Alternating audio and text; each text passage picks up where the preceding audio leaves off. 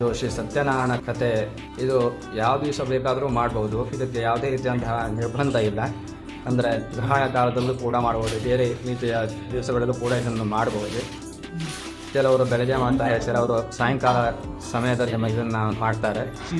ಅವರವರ ಅನುಕೂಲ ನೋಡಿಕೊಂಡು ಮಾಡುವಂಥದ್ದು. ಇದನ್ನು ಮಾಡುವುದಾದರೆ ಬಂಧು ಬಾಂಧವರು ಕೂಡಿಕೊಂಡು ಧರ್ಮದಲ್ಲಿ ಬುದ್ಧಿಟ್ಟವನಾಗಿ ಶ್ರೀ ಸತ್ಯನಾರಾಯಣ ಪೂಜೆಯನ್ನು ಮಾಡಬೇಕು. ಹಾಗೂ ಸಭಾಧ್ಯಕ್ಷವನ್ನು ನೈವೇದ್ಯವಾಗಿ ಕೊಡಬೇಕು. ಹೀಗೆ ಮಾಡಿರೋದ್ರಿಂದ ಆ ಭಗವಂತನಾದ ಶ್ರೀ ಸತ್ಯನಾರಾಯಣನ ಅನುಗ್ರಹದಿಂದ ನಿಮಗೆ ಏನೇ ತೊಂದರೆ ತಾಪತ್ರಯಗಳು ಉಂಟಾಗಿದ್ದರೂ ಕೂಡ ಅವೆಲ್ಲವೂ ಸಕಾಲದಲ್ಲಿ ನಿವಾರಣೆಯಾಗುತ್ತದೆ. ಧನ ಧಾನ್ಯಾದಿಗಳು ಅಭಿವೃದ್ಧಿಯಾಗುತ್ತದೆ. ಪುತ್ರ ಸಂತತಿ ಇಲ್ಲದವರಿಗೂ ಕೂಡ ಸಂತತಿ ಆ ಭಗವಂತನಾದ ಶ್ರೀಮನ್ನಾರಾಯಣನು ಅನುಗ್ರಹ ಮಾಡುತ್ತಾನೆ. ಯಾರು ಬೇಕಾಗಬಹುದು, ದಂಪತಿಗಳು ಬೇಕಾದರೂ ಮಾಡಬಹುದು. ದೇವತನ ಪೂಜೆ ಮಾಡಬೇಕು ಅಂದರೆ ಫಸ್ಟಿಗೆ ಮಂಡಲವನ್ನು ಬಿಡಿಸಿ ಅದರ ಮೇಲೆ ತಂಡಲವನ್ನು ಇಟ್ಟು, ಅಂದರೆ ಅಕ್ಕಿ, ಎಲೆ ಬಾಳೆ ಅಥವಾ ಅಡಿಕೆ, ಅದರ ಮೇಲೆ ಅಕ್ಕಿಯನ್ನು ಹಾಕಿ ಕಲಶವನ್ನು ಇಟ್ಟು ಅದರಲ್ಲಿ ನೀರನ್ನು ಜಲವನ್ನು ತುಂಬಿ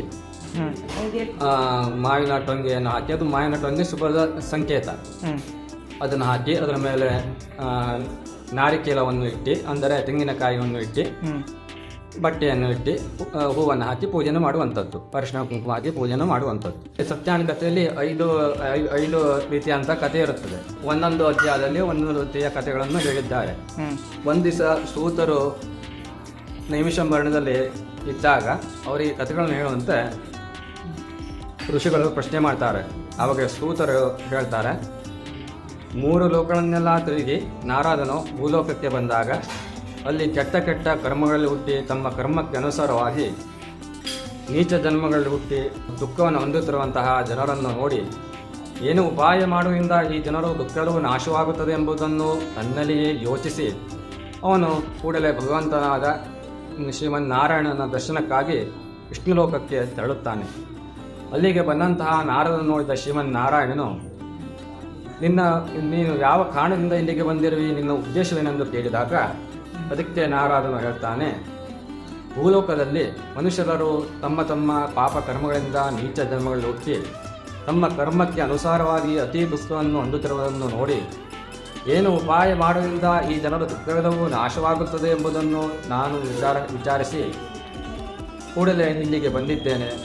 ಇವರೆಲ್ಲರ ದುಃಖವೆಲ್ಲವೂ ನಾಶವಾಗುವುದು ನೀನು ಬಲ್ಲವನಾಗಿದ್ದರೆ ನನಗೆ ತಿಳಿಸು ಎಂದು ಹೇಳಿದಾಗ ಆ ಮಾತಿಗೆ ಭಗವಂತನಾದ ಶಿವನಾರಾಯಣ ಹೇಳ್ತಾನೆ, ಎಲೈ ನಾರದ, ಭೂಲೋಕದಲ್ಲಿ ಶ್ರೀ ಸತ್ಯನಾರಾಯಣ ಎಂಬುದೊಂದು ವ್ರತವಿರುತ್ತದೆ. ಇದನ್ನು ಮಾಡೋದ್ರಿಂದ ಭೂಲೋಕದಲ್ಲಿ ಅವನಿಗೆ ಯಾವುದೇ ರೀತಿಯ ಕಷ್ಟ ಕಾರ್ಪಣ್ಯಗಳಿದ್ದರೂ ಕೂಡ ಅವೆಲ್ಲವನ್ನು ನಿವಾರಣೆಯಾಗಿ ಅವನು ಧನ ಧಾನ್ಯಾದಿ ಐಶ್ವರ್ಯದಿಂದ ಸಮೃದ್ಧನಾಗುತ್ತಾನೆ. ತದನಂತರ ಅವನು ಸತ್ಯಪುರಕ್ಕೆ ಪ್ರಯಾಣವನ್ನು ಮಾಡ್ತಾನೆ ಎಂದು ಹೇಳ್ತಾನೆ.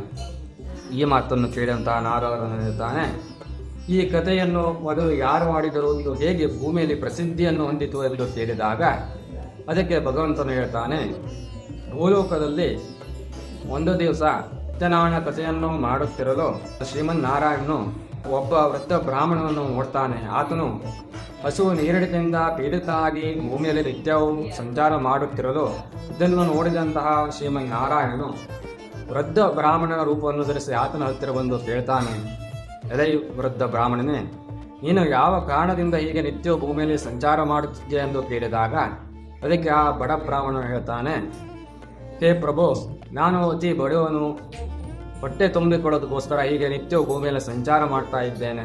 ನನ್ನ ಬಡತನವನ್ನು ನೀಗಿಸುವಂತಹ ಉಪಾಯವನ್ನು ನೀನು ಬಲ್ಲವನಾಗಿದ್ದರೆ ನನಗೆ ತಿಳಿಸು ಎಂದು ಹೇಳಿದಾಗ ವೃದ್ಧ ಬ್ರಾಹ್ಮಣನ ರೂಪವನ್ನು ಧರಿಸಿದಂತಹ ಶ್ರೀಮನ್ನಾರಾಯಣನು ಹೇಳ್ತಾನೆ, ಎಲೈ ಬ್ರಾಹ್ಮಣನೇ, ಶ್ರೀ ಸತ್ಯನಾರಾಯಣ ಎಂಬುದೊಂದು ವ್ರತವಿರುತ್ತದೆ.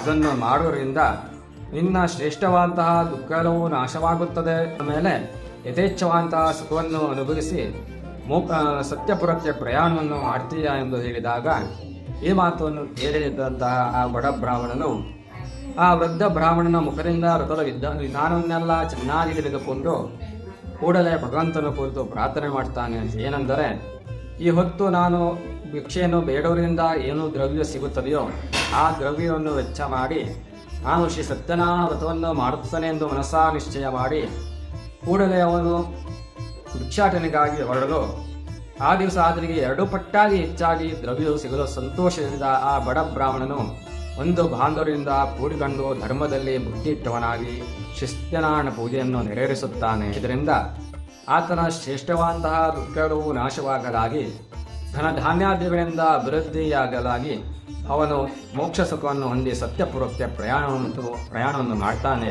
ಇದು ಮೊದಲನೇ ಅಧ್ಯಾಯ ಭಾಗವಹಿಸಿ ಹೀಗೆ 4 ಅಧ್ಯಾಯದಲ್ಲಿ ಇರುತ್ತದೆ.